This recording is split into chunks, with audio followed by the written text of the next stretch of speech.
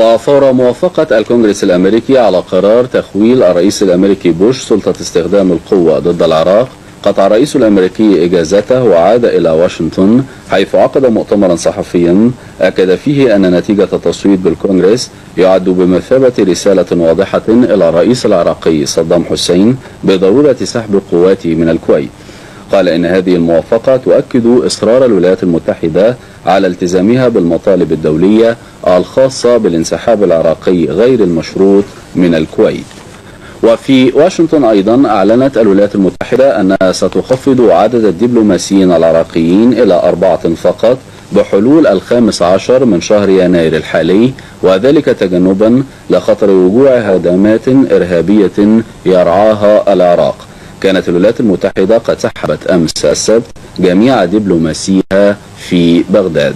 الظهران ومنها النبأ الأخير، حيث أعلن متحدث عسكري فرنسي أن القوات الفرنسية الموجودة في الخليج قد أكملت عملية انتشارها واتخذت مواقع قتالية.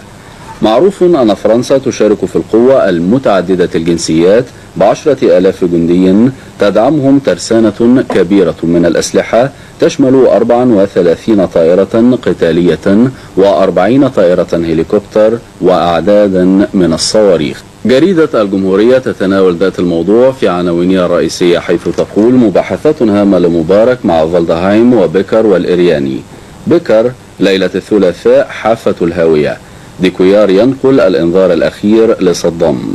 غارات وهمية بالسعودية والبحرين ومناورات هجومية أمريكية. رسالة لمبارك من رئيس اليمن. الإرياني: اليمن طالبت العراق بالانسحاب. فالدهايم: موقف مبارك واضح وحازم. الأسد يوجه رسالة مفتوحة لصدام. اتصال هاتفي بين ميترا والقذافي. أمريكا تحث إسرائيل على عدم التدخل.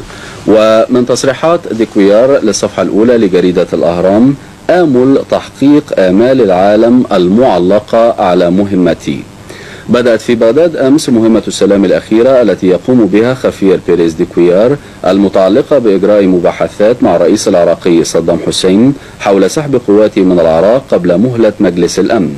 وقد توجه ديكويار بعد ظهر أمس إلى بغداد من عمان متأخرا 3 ساعات عن الموعد المقرر بناء على طلب الملك حسين ملك الأردن فيما يبدو. وقد عقد الملك حسين جولة مباحثات ثانية مع السكرتير العام للأمم المتحدة صباح أمس، وكان قد عقد جولة المباحثات الأولى بينهما ليلة أمس الأول عقب وصول ديكويار إلى الأردن قادما من جنيف.